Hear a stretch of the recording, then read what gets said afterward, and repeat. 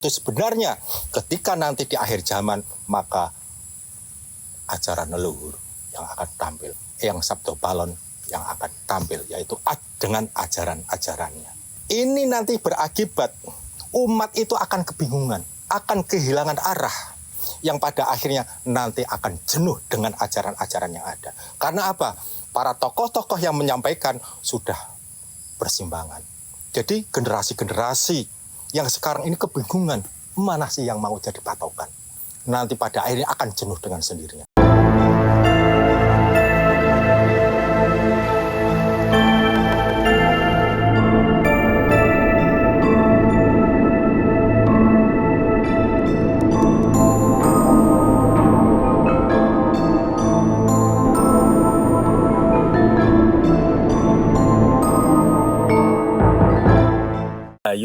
Rahayu Mbah. Rahayu Pak Budi. Selamat sore Mbah. Selamat sore. Kita berjumpa lagi di sore ini sambil ngobrol santai ya Mbah. Iya Pak Budi. Dan kebetulan ini loh, Simbah lagi sendirian. Kebetulan dengan kedatangan Pak Budi jadi bisa buat teman ngobrol. Iya Mbah.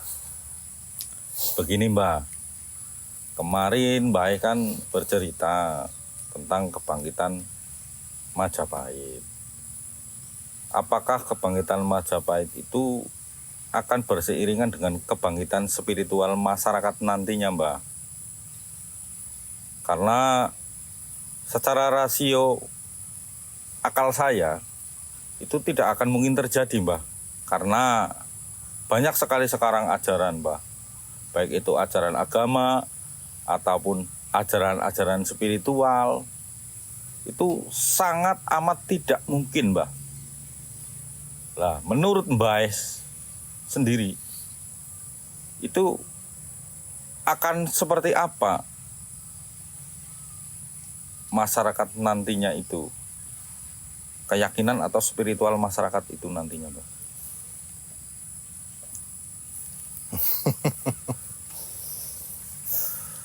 Kopi dulu. Oh, nggih, Mbah.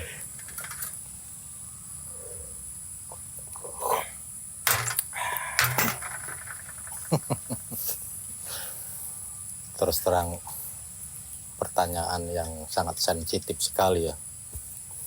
Kalau Simbah membabarkan dengan jelas, gamblang, mungkin ada beberapa tokoh yang mendatangi Simbah. Cuman bagaimanapun juga ini adalah apa yang Simbah ketahui. Ya, bukan berarti ini Simbah yang benar. Ini hanya pandangan Simbah saja. Ya. Iya, Mbah. Bisa juga pandangan Simbah kan salah. Namanya juga pandangan. Orang kan bebas berpandangan, asalkan tidak mengganggu pandangan orang lain, membebaskan, tidak membantah, dan juga tidak merecoki. Seperti yang Pak Budi tanyakan tadi, kok nggak mungkin adanya kebangkitan Majapahit itu berseiringan dengan ajaran yang terdahulu, begitu bukan? Yang tadi ditanyakan. Betul. Karena sekarang itu kan sudah banyak sekali keyakinan-keyakinan, baik itu keyakinan tentang agama ataupun keyakinan tentang spiritual. Bahkan di video sebelumnya tentang spiritual aja kan ada yang abal-abal kan begitu ya. Begitupun dengan agama. Nah, memang kalau secara akal Pak Budi nggak masuk. Dengan cara apa mau memasukkan ajaran leluhur? Dengan cara apa sih? Karena keyakinan orang yang beragama sekarang sudah kental sekali. Bahkan ketika bersinggungan atau ada agama lain yang menyinggung, itu pun sudah gembar begitu kan. Apalagi ini ada ajaran baru yang mana ajaran tersebut konon katanya akan menghapus ajaran-ajaran yang ada. Konon katanya, kan begitu. Iya, yang saya tahu tapi ya ngeri sekali ya Pak Budi ya. Iya. Mungkin akan lebih baik Simbah akan mengutip dari kisah-kisah zaman dahulu. Zaman dahulu di era Nabi Nuh sebelumnya itu masyarakat itu menyembah berhala, yaitu patung-patung. Yang mana di saat itu patung itu adalah sebuah media saja, pelambang ya, untuk digali tentang jati diri. Kian berseiringnya waktu, dengan seiringnya waktu dan zaman, akhirnya ajaran tersebut semakin memudar dan semakin jauh dari ajaran awal. Padahal dahulu kala sebelum pudar itu menuhankan atau menauhidkan Sang Maha Kuasa. Maka di saat itu Nabi Nuh menyampaikan ajarannya bahwa yang Maha Kuasa itu begini, bukan itu maksud penyembahan itu.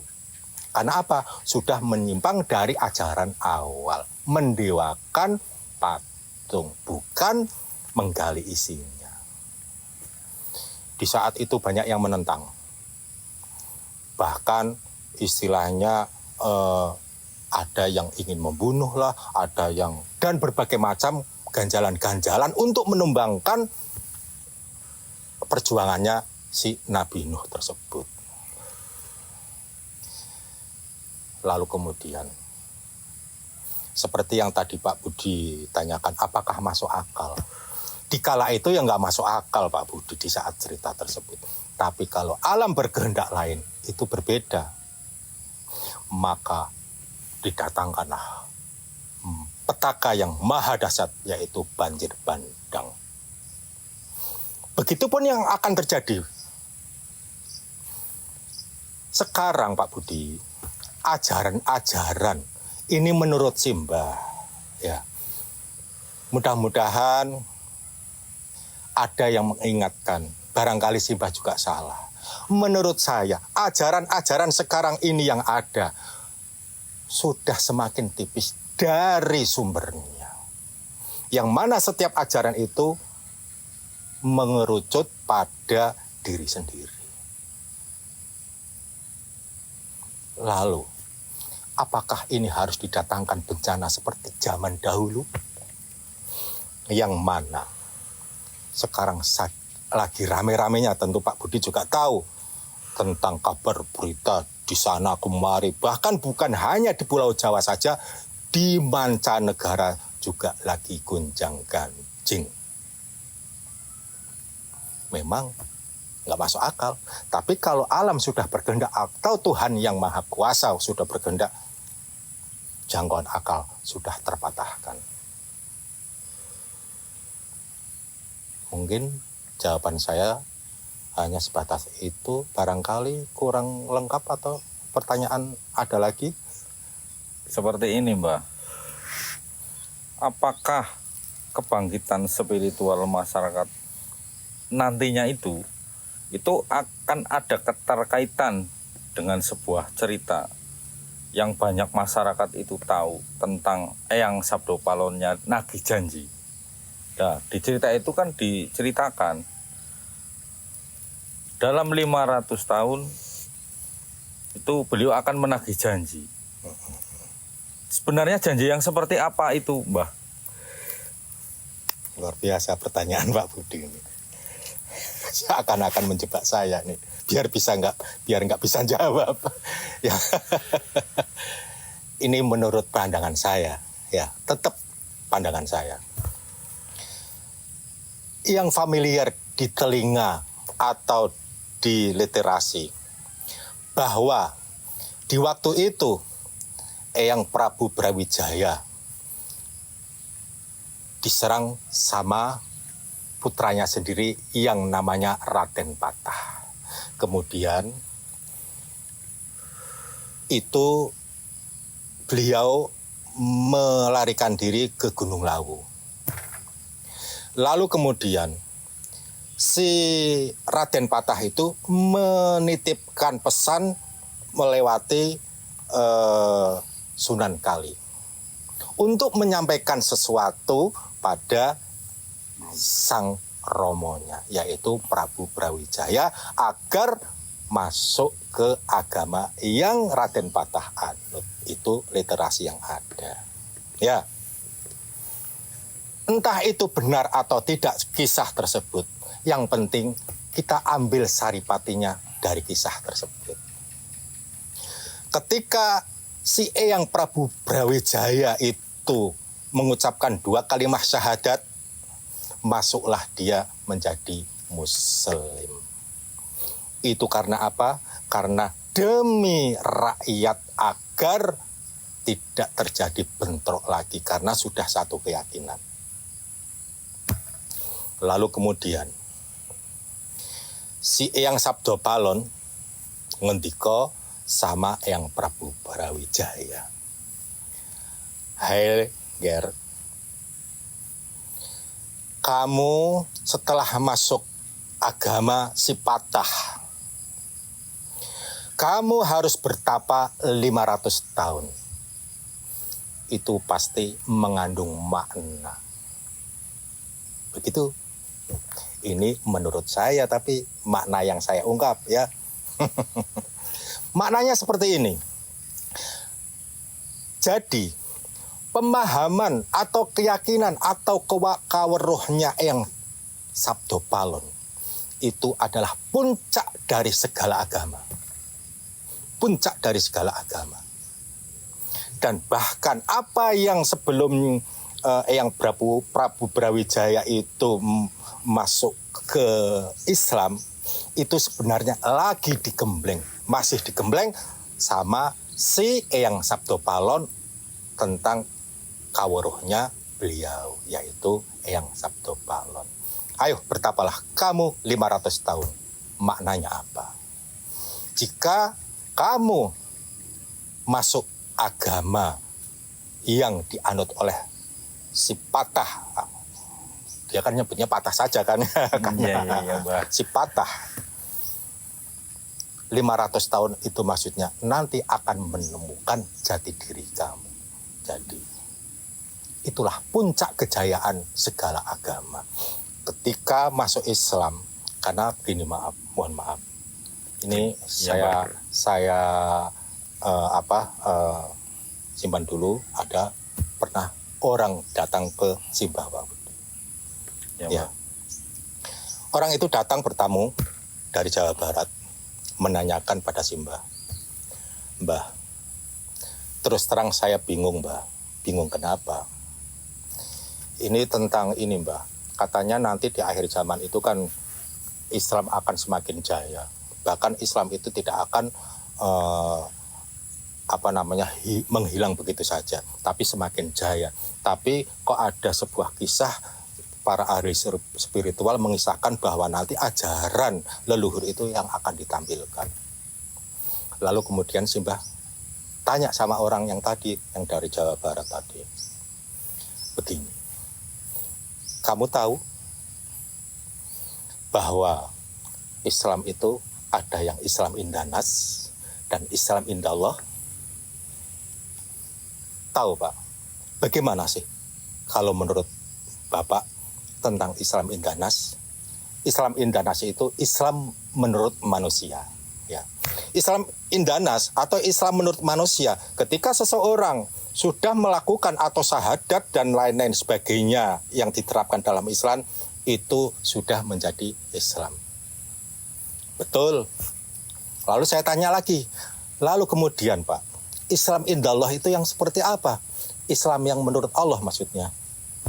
Islam yang menurut Allah adalah Islam yang sesungguhnya. Hakikatnya Islam. Nah, itulah yang akan terjadi kelak. Hakikatnya Islam itu seperti apa? Jadi itu puncak dari kejayaan Islam itu sebenarnya ketika nanti di akhir zaman, maka ajaran leluhur yang akan tampil. Kenapa saya katakan ajaran leluhur? Eyang Sabdopalon yang akan tampil, yaitu dengan ajaran-ajarannya. Ngawruhi jati diri. Kenapa? Pertanyaan saya ini seperti ini, Mbah. Gimana? bagaimana ajaran leluhur itu akan diajarkan ke manusia milenial sekarang, Mbah. Sementara para leluhur itu kan sudah di alam sana, Mbah. Nah, kita ini kan masih ada di alam bumi. Betul. Itu bagaimana caranya, Mbah? Itu kan tidak masuk akal juga. Oh, sangat tidak masuk akal. Betul sekali. Pak Budi tentu akan tahu kalau saya tanya, apa sih fenomena sekarang yang terjadi para tokoh-tokoh agama? Ini nanti berakibat umat itu akan kebingungan, akan kehilangan arah, yang pada akhirnya nanti akan jenuh dengan ajaran-ajaran yang ada. Karena apa? Para tokoh-tokoh yang menyampaikan sudah bersimbangan. Jadi generasi-generasi yang sekarang ini kebingungan, mana sih yang mau jadi patokan? Nanti pada akhirnya akan jenuh dengan sendirinya. Sekarang sih oke-oke saja. Seperti saya, Pak Budi mungkin masih mengikuti ajaran agama. Nanti di kemudian hari, anak cucu kita akan lebih mengalami seperti itu. Apa enggak membingungkan? Bukan hanya membingungkan, Mbah, tapi rawan tergelincir, Mbah. Betul sekali. Maka Pak Budi, ayolah mari. Saya, Pak Budi, dan mungkin teman-teman Pak Budi, bahkan mungkin teman-teman saya, ayolah, mulai dari sekarang, perdalam. Jika itu apapun agamanya, ayo perdalam agamanya. Jangan hanya sekedar di kulitnya saja. Biar mencapai puncak. Tidak hanya melakukan ritual-ritual atau, ya maaf kalau saya katakan, hanya sekedar melepaskan kewajiban saja. Karena peribadatan itu ya Pak Budi, menurut saya, bukan kepentingan Tuhan, bukan kebutuhan Tuhan, tapi kebutuhan kita sendiri. Untuk tahu apa sih maksud dari peribadatan yang dilakukan. Bukan hanya ritual-ritualnya saja atau kegiatan-kegiatannya saja. Ya, Mbah. Ya, sedikit banyak saya bisa paham dengan apa yang disampaikan oleh Mbah. Jadi saya tidak tidak ada kebingungan. Itu kan sebuah rangkaian berarti. Ketika kebangkitan sebuah negara bisa dibilang seperti itu kan semestinya itu kan selalu berseiringan. Terima kasih Mbah sudah bercerita yang panjang lebar Mbah, sehingga menjadi sebuah pemahaman buat diri saya, Mbah. Semoga juga banyak kawan-kawan di luar sana yang menjadi paham dan lebih paham lagi dari apa yang disampaikan oleh Mbah. Dan sekarang sudah saatnya dari janji tersebut yang disabdakannya. 500 tahun kas saya akan datang kembali. Itu sabdonya si Eyang Sabdo Palon. Iya, Mbah.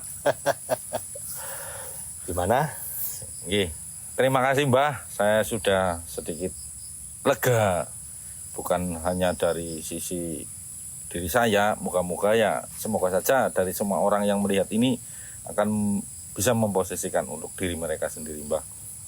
Amin. Ini apa yang saya sampaikan ke Pak Budi juga untuk pengiling buat saya pribadi ya Pak Budi. Bukan berarti saya mengajari Pak Budi. Ini satu pengiling. Apa yang saya katakan itu saya ambil lalu saya pelajari buat pengiling. Agar saya tidak terjerumus. Matur suwun, Mbah. Ya, sama-sama Pak Budi. Kapan-kapan dilanjut lagi ya, Mbah. Ya, dengan senang hati. Terima kasih, Mbah. Rahayu, Rahayu. rahayu, rahayu.